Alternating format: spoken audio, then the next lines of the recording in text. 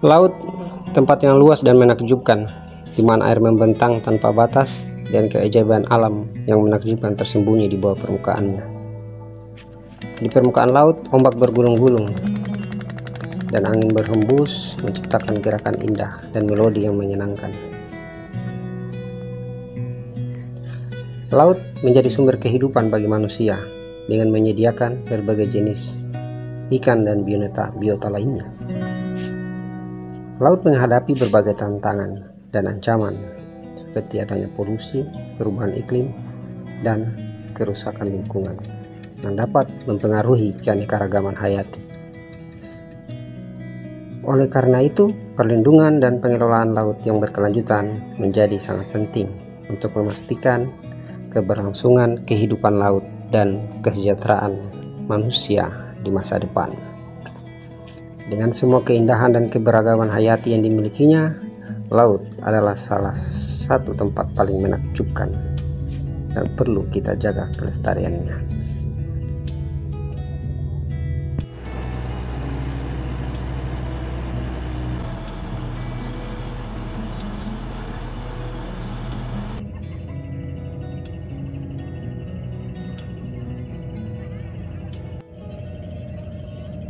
Kapal yang berlayar di laut adalah pemandangan yang indah dan menakjubkan. Kapal yang besar dan tangguh melintasi lautan yang luas, mengalahkan angin dan gelombang yang menerjang. Suara gemuruh mesin kapal dan deburan ombak mengiringi setiap gerakan kapal, memberikan pengalaman yang unik dan mengasihkan bagi para penumpang.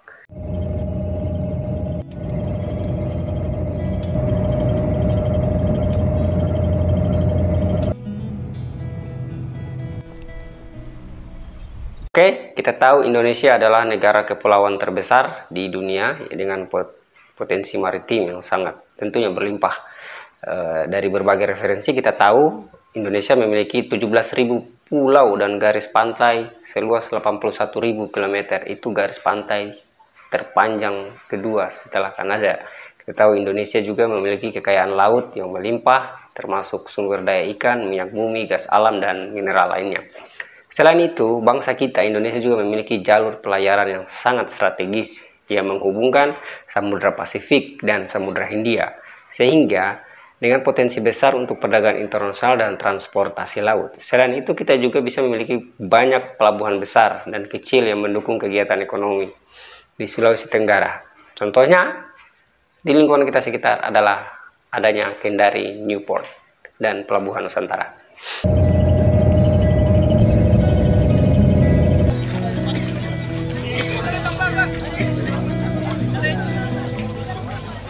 Sulawesi Tenggara adalah salah satu wilayah di Indonesia yang memiliki potensi perikanan yang sangat besar.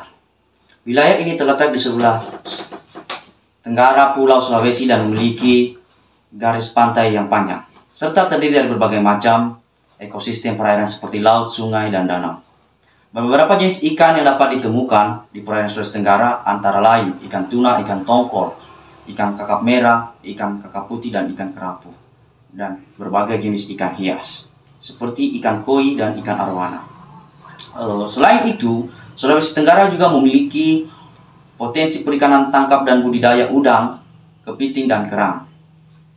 Selain potensi perikanan yang besar, Sulawesi Tenggara juga memiliki industri pengolahan ikan yang cukup berkembang. Beberapa produk olahan ikan yang dihasilkan antara lain ikan asin, ikan teri, ikan kering, dan kerupuk ikan. Namun seperti wilayah lain di Indonesia, Sulawesi Tenggara juga mengalami berbagai tantangan dalam mengelola potensi perikanan yang ada. Salah satu tantangan utama adalah overfishing atau penangkapan ikan secara berlebihan yang dapat mengancam keberlangsungan sumber daya ikan. Selain itu, masih banyak nelayan yang menggunakan alat tangkap yang tidak ramah lingkungan, seperti bom ikan dan racun ikan yang dapat merusak ekosistem perairan dan merusak keseimbangan lingkungan. Untuk mengatasi tantangan tersebut, pemerintah dan masyarakat Sulawesi Tenggara perlu bekerja sama dalam mengembangkan program-program pengelolaan perikanan yang berkelanjutan. Mengedukasi nelayan tentang cara meningkatkan kualitas produk olahan ikan untuk meningkatkan nilai tambah dan daya saing di pasar.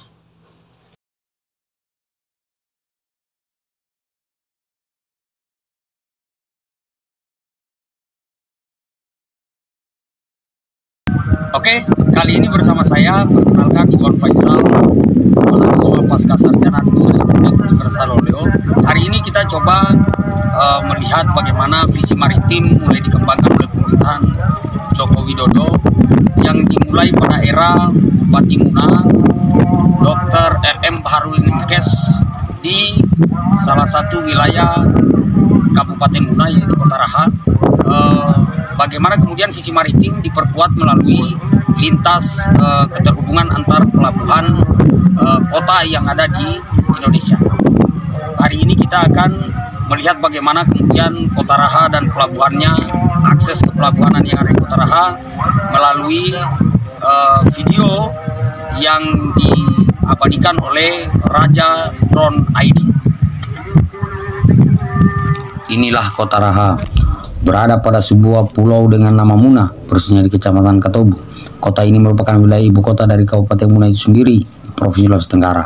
Sebagai kota yang tentunya berada pada wilayah pulau-pulau kecil, maka sepantasnya Kota Raha telah memperoleh bagian dari program pengembangan infrastruktur pelabuhanan yang tentunya telah didukung oleh akses sumber daya maritim dari pemerintah pusat selain dari pemerintah daerahnya sendiri. Luas Kabupaten Muna keseluruhan dalam angka BPS 2022 tercatat seluas 296.397 hektar. Seperti terlihat bahwa tidak kurang banyak program nasional yang terhubung dengan kota ini sebagai bagian dalam mendukung tujuan visi maritim pemerintahan Joko Widodo Yusuf Kala di masanya.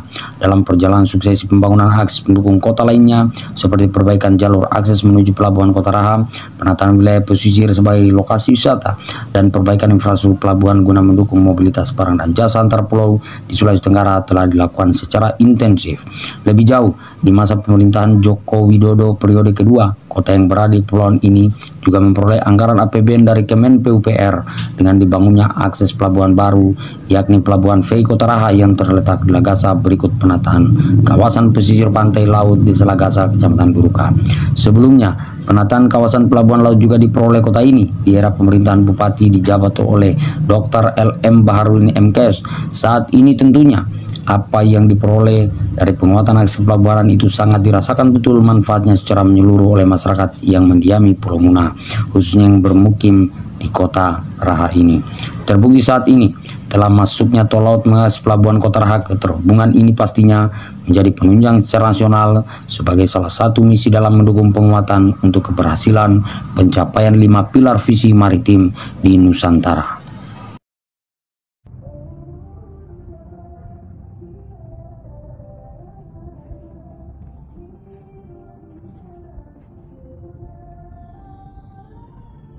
Assalamualaikum warahmatullahi wabarakatuh. Perkenalkan, saya Asna Junit Renigani, mahasiswi pasca sarjana Universitas Loleo.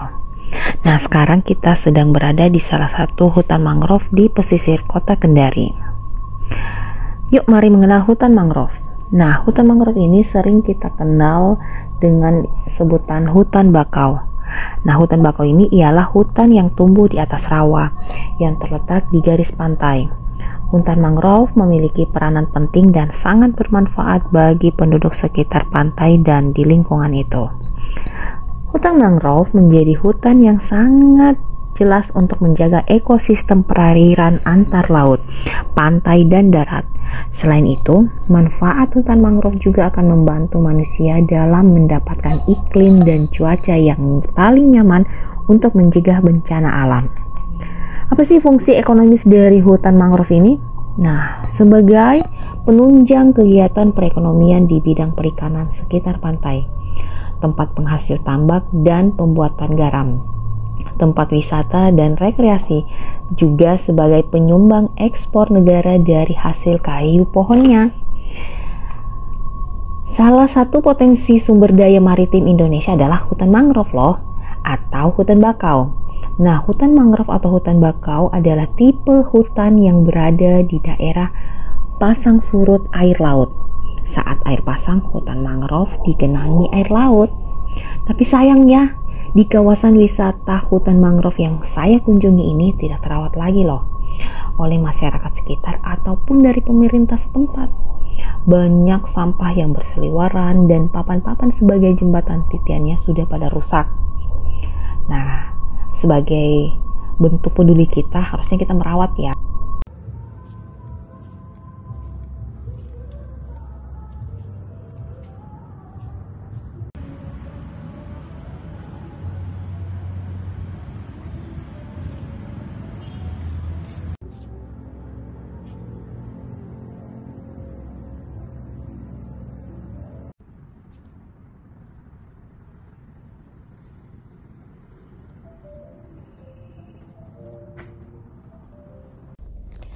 Indonesia, khususnya Sulawesi Tenggara, harus menjadi pemimpin ekosistem maritim terintegrasi dan berkelas dunia.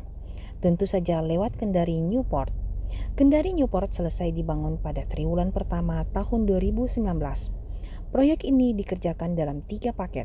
Paket pertama dengan membangun dermaga pelabuhan. Paket kedua, reklamasi dan pembangunan lapangan penumpukan atau terminal barang. Sedangkan pekerjaan paket ketiga berupa pembangunan perkantoran dan sarana penunjang lainnya.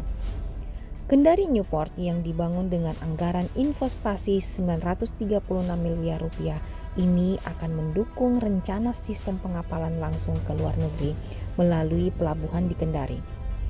Kelak Kendari Newport akan menjadi pelabuhan bertaraf internasional di Sulawesi Tenggara.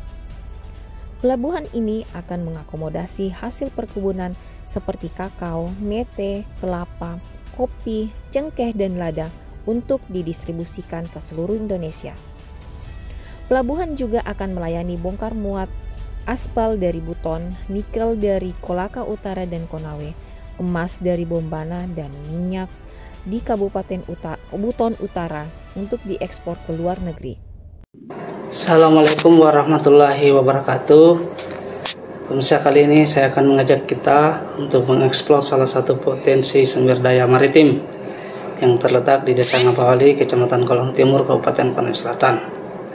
Sumber daya ini oleh masyarakat setempat diberi nama Iwilulua, atau jika diartikan dalam bahasa Indonesia berarti air mendidih. Kawasan ini berada di pesisir Desa Ngapawali dengan luasan areal kurang lebih 0,5 hektare.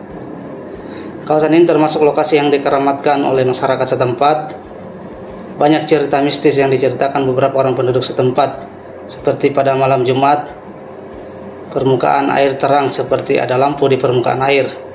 Selain itu, permukaan air laut di kawasan ini mendidih layaknya air yang telah mencapai titik didih tertentu.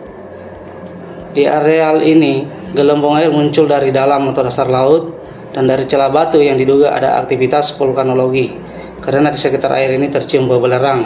Namun informasi ini masih butuh penelitian lebih lanjut untuk disimpulkan sebagai aktivitas vulkanologi.